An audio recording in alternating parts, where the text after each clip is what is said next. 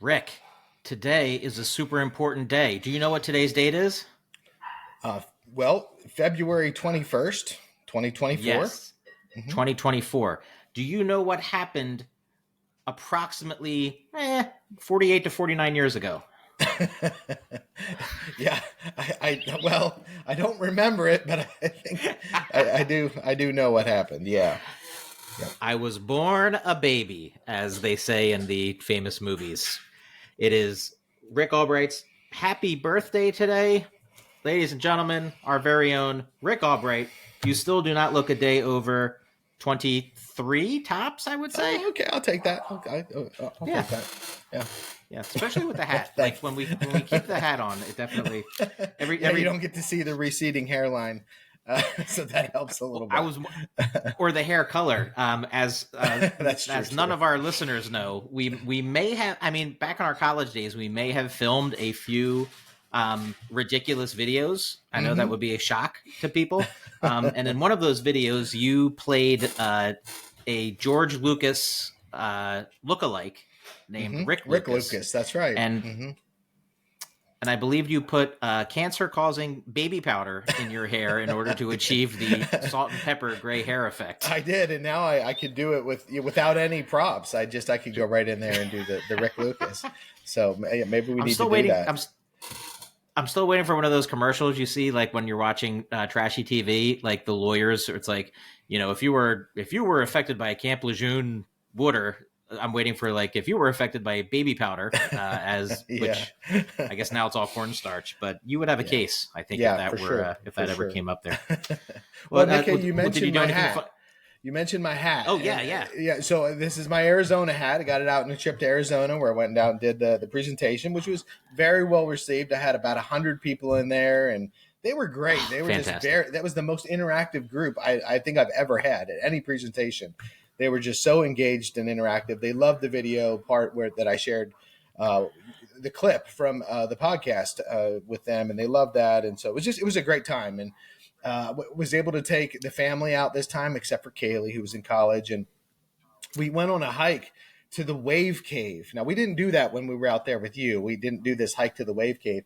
It's up in the Superstition Mountains, they call it, which actually you can see from Hmm. the ranch we went to. If you remember, kind of the ghost town that we went to. The Yeah. Superstition Mountains are in the background. So anyway, we're hiking in the Superstition Mountains, and Toby decides to wear Crocs to do like a grueling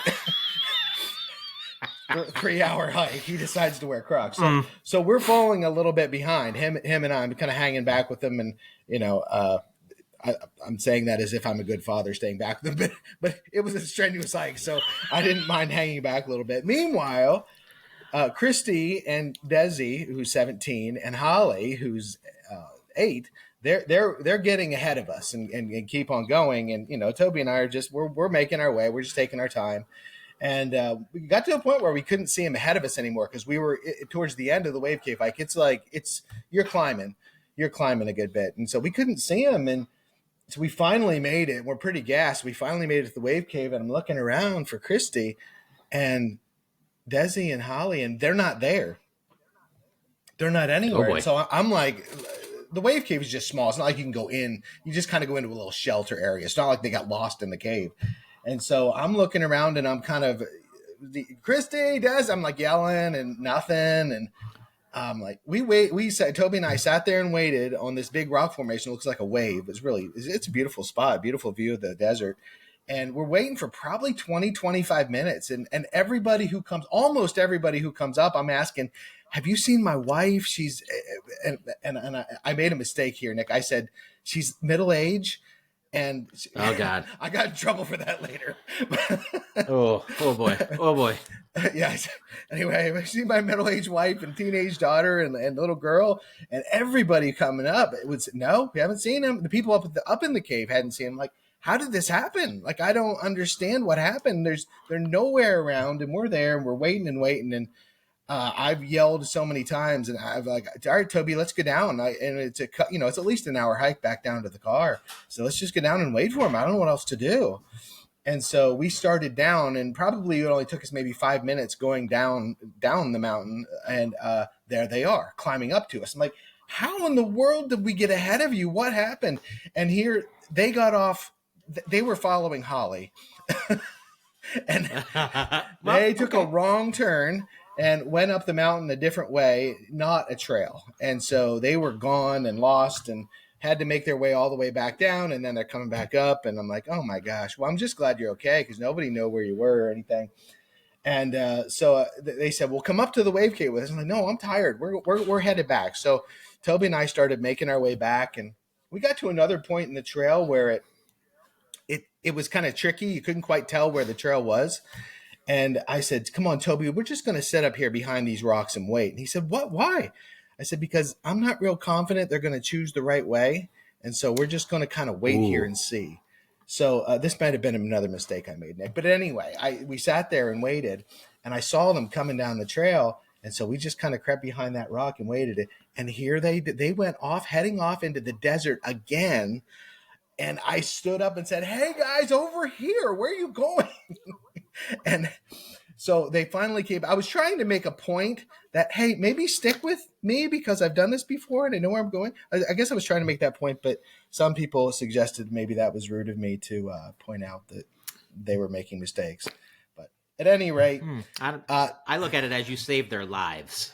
Yeah, that's kind of the way I was looking at it too. Yeah, but I don't know that other people necessarily see it that way. But at any rate, they made it back. We all made it back. A trip to the Superstition Mountains in the Wave Cave. It's an amazing hike. We really did have a lot of fun, but it was a bit of an adventure and a little scary too. I was legitimately getting scared when I thought there's no way we passed them or they passed us. It's like it just couldn't happen. And but anyway, the mountains are beautiful. The desert, you know this, Nick. You were out there last year. It's gorgeous. It's a beautiful place. Gorgeous. So we had a great time at the conference, and then a great time hiking and seeing a little bit of Arizona as well. So that's what's been up with me. Yeah. And I got the hat. To prove it. We went to a Goodwill, and I got myself a $2 hat, which I'm wearing all the time now.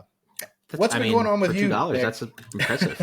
Yeah. Hey, it's just it's same old. Not a whole lot. Continuing the rehab's pretty much done. But it takes 8 months for the full healing. So I've been slacking off the past couple of weeks, and I can feel it. I need to get back in the groove there. But it is what it is. And that's really not a whole lot. The kids are good. It's just it's the January. The 85 days of January are over. It feels like January 45th all the time. February is flying by. And before we know it, you think about it. Today's the 21st. March 10th, which is daylight savings, is right around the corner. So we're going to be getting some more sunlight, and definitely looking forward to that. So looking for things to pick up a little bit there. Yeah, good. Do the kids have it? Do you get a spring break? Do the kids get a spring break or... This year we do, and the kids do as well. This is the only year we'll have a full week ever, probably. Yeah. And that's my district. The girls might not have a full week, but close to it. And then we go right back to only having like 2 or 3 days next year. So we're going to try to, enjoy it, make the best of it this year, and kind of see what happens. Yeah, fantastic. Good stuff. Yeah. The only other depressing thing, since you gave such a great plug for the tourism industry in Arizona, I'm gonna quickly bash insurance companies around the country who have changed the rules in January, and I can no longer have my Ozempic covered by insurance. So the amazing weight loss assist that I'm down like 45 pounds and it's going great. My numbers all look good. All my blood, like everything looks great. And now I can't afford it anymore. So I've got a lead to a compounding pharmacy in Tijuana. But it also could just be a Mexican cartel that will come and kill me and my family. So I might not go that route. Not sure yet. Okay. Wow. Yeah, it's shocking to me. I know you told me this before, and I was shocked. I really thought it was going to head the opposite direction, right? That this would have become more available as a preventative measure, really. I would think insurance companies would want that, would want people to kind of lose weight and protect people's health in the long term. They'd end up saving money. But apparently, if that's going to happen, it's not happening yet. So that's like really unfortunate. I think we're a little ways away from that, unfortunately, but hey, it is what it is. Just going to have to do it the old fashioned way. Yeah. Which, will be starving myself. We're trying to. I did read that the pharmaceutical companies are working on a pill form of the Ozempic. They are. Yeah. Yes. And That would be a I game think changer, I would think. I think that's actually when you will see it become more widespread, more Mm-hmm. available.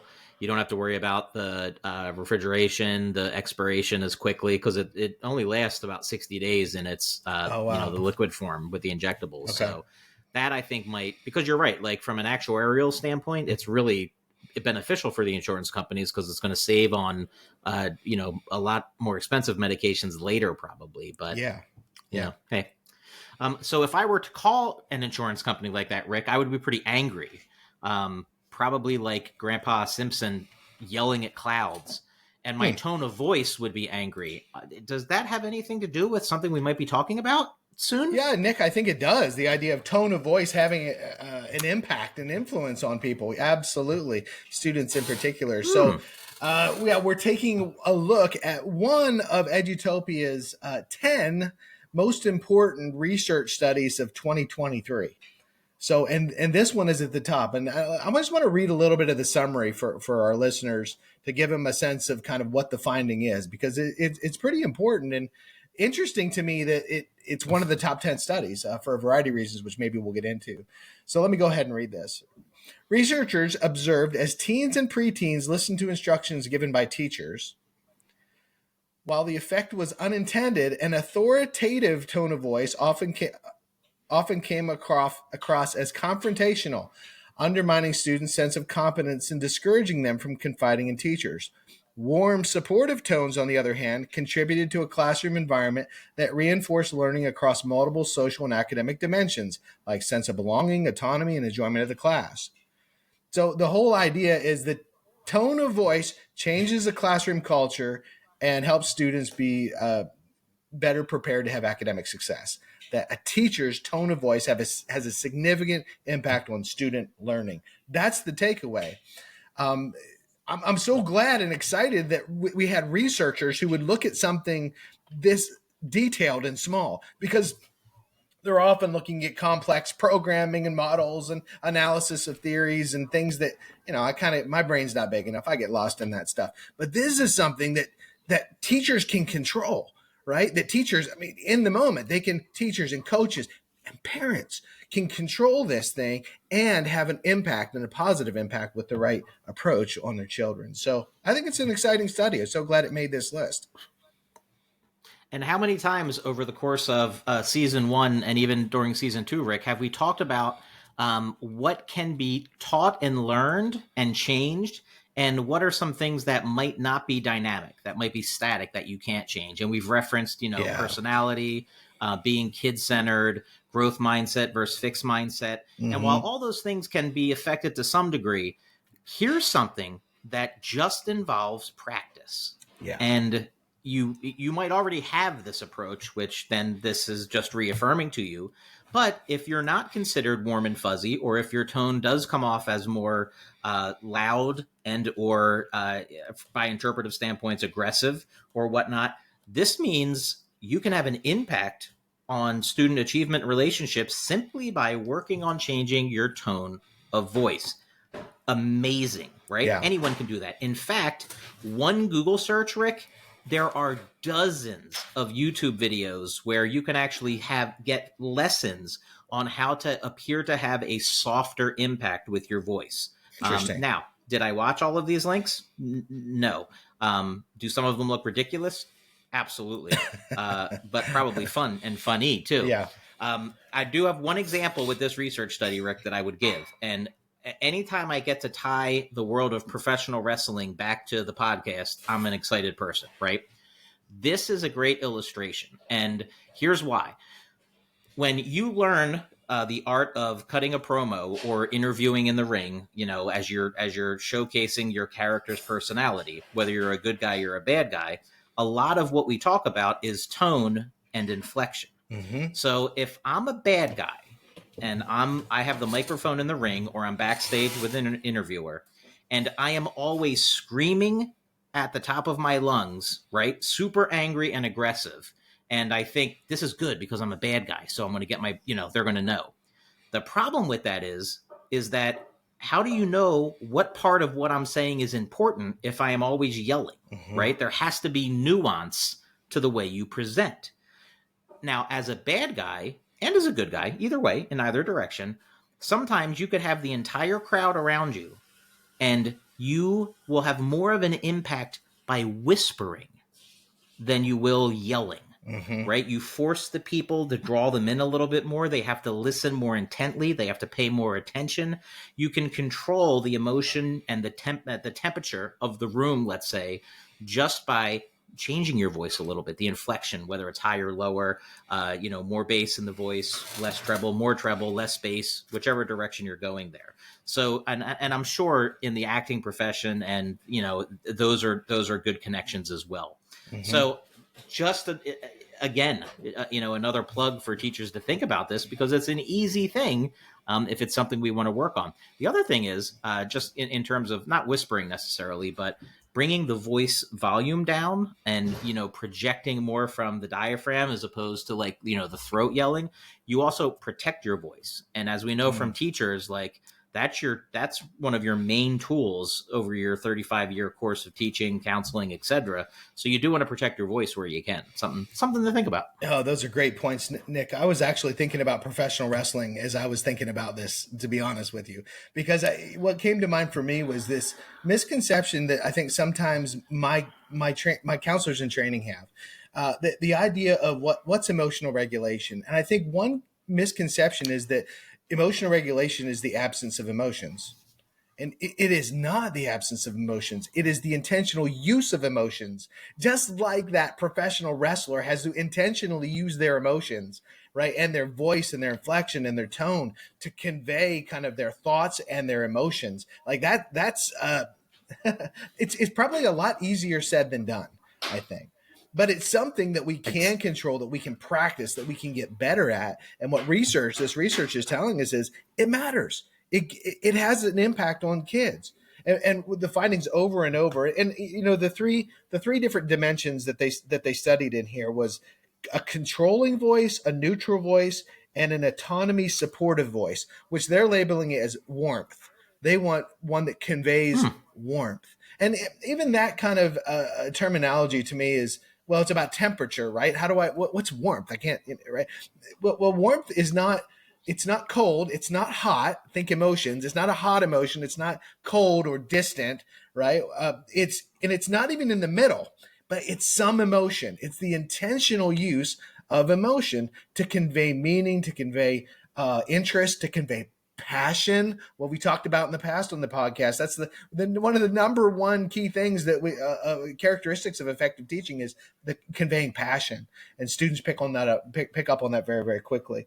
So, and this was a big study. I mean, this was 250 students in the UK, 10 to 16 years old. What that's up probably 4th grade to 10th grade. So our teachers and counselors out there working with 4th graders to 10th graders, these are kids. This study wasn't based in a laboratory with, psychology students or something. This is, these are kids. So, no, I think it's a great study. I'm really excited that Edutopia picked this one to talk about. And for any of our listeners who want to check out some a great example of the type of bad guy professional wrestling interview that I'm talking about, go to your Google search engine, just type in Jake the Snake Roberts and watch any of his interviews from the 1980s or early 1990s, and you will see the perfect illustration of a bad guy using a very controlled and modulated voice to convey his points. Once again, not part of the study, Jake the Snake, however, very relevant, of course, even today. Fantastic. Nick, another thing is I kind of took a close look at this study that I noticed was, well, it's kind of generic to say that it helps kids achieve better. It helps the student achievement. What is it that it's actually doing? What is this warmth voice, this intentional use of emotion to connect? What is it actually doing? And there are 3 kind of constructs that kind of jumped out at me. One was motivation. It's motivating to students to use a warm voice, as opposed to using that kind of ordering, authoritative or authoritarian tone, which is kind of demotivating for kids. So it's motivating. That for me is a big word, because I don't know anything. There are lots of things that are frustrating about working with teenagers and preteens, Sure. But that's a big one, right? Is they're just not motivated. If they're apathetic, I don't know what to do with that. Like if you give me a kid who's motivated with something, I can connect, but it's a kid who just doesn't care. That's hard, right? That's difficult. And well, this is one thing we can do, right? Is be careful, be intentional use of your tone of voice. That research tells us is going to help them to feel more motivated. And in counseling, we use a theory, it's more of a technique than a theory, but it's called motivational interviewing. And it's an intentional use of tone of voice. And it's kind of based off of Carl Rogers' work in person-centered counseling. Two other constructs of what is it actually doing when we use warmth when we're working a tone of voice with kids. The other one is cooperation. Well, that's another big one, right? There's perhaps nothing, we're talking about the most frustrating things for teachers are apathy and kids who just are uncooperative.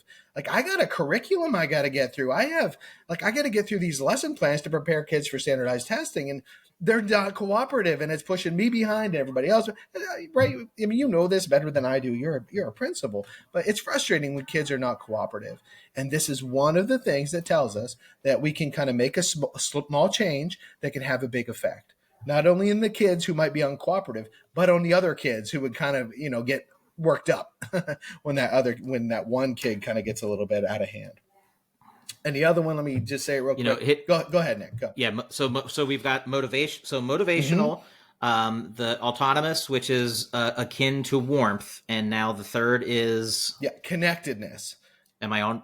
Well, the second one was cooperation, but the third reason why it helps kids to be more productive and more successful is it helps kids to feel more connected, right? When we interact with them in warm tones, it helps kids to feel more connected. I love this research. I present on this research all the time. There's perhaps nothing, there's no more important construct in education than school connectedness. The extent to which kids feel and think connected to, I've said this so many times on the podcast, but I just repeat it because it's important.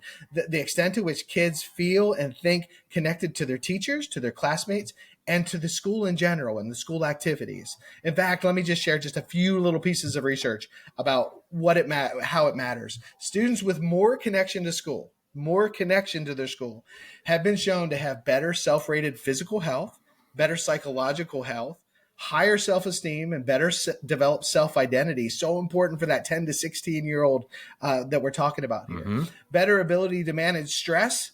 Oh gosh, right, we don't have to go into the importance of that right now as helping kids managing stress and anxiety. A higher likelihood of completing school, less likely to engage in violence, substance abuse, risky sexual behaviors, or suicidal behaviors. Another one too, more resilience to peer victimization. So lower rates of depression and anxiety. And this holds true for kids kind of across the ethnic spectrum. So it's so valuable. And it's one of those simple things that we can do. We don't have to go buy a $2,000 program, right? It's one of those simple things that we can work on to help kids to feel and think in connected ways, to help them feel more motivated to do well in our classes and to be more cooperative. Important research, really important, simple, but really important.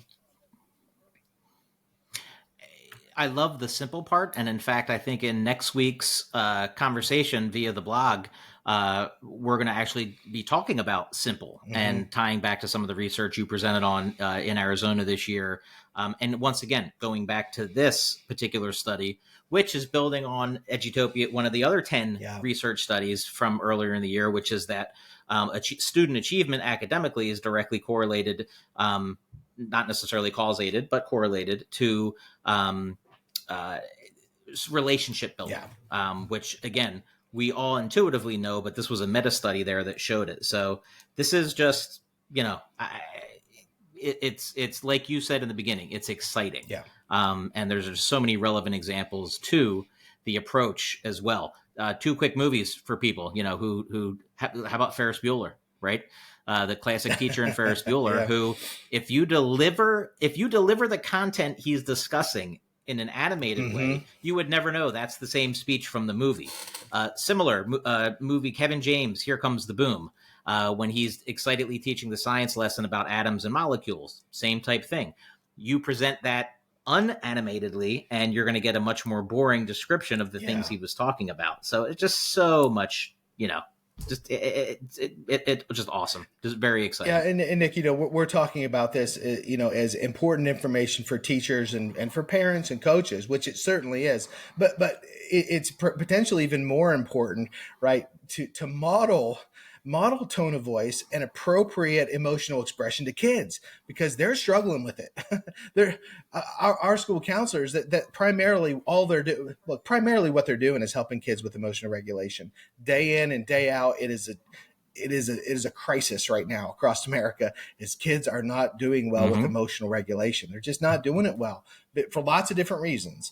And so I think of even recently my son with Toby. He's 10. And I had to have a conversation with the other day because he gets very frustrated. When he gets frustrated, we talked about his tone of voice. It gets very high pitched and aggressive. And so when we're asking him to do something on Valentine's Day, he was supposed to wear a red shirt for Valentine's Day, Nick. And I'm coming to kind of hate these days right now because he couldn't find his red shirt and he was upset and we had to go. We were going to be late to school. And so I'm saying, Toby, we just need to go. And he's like, I can't find it. He's like yelling. And he's yelling. And so later we had the conversation like, Toby, when you yell, when we ask you to do something, and that tone of voice gets really high pitched, that feels disrespectful to us. Do you mean it to be disrespectful? No. He didn't need, he's just frustrated. He's frustrated and angry because he can't do what we want him to do.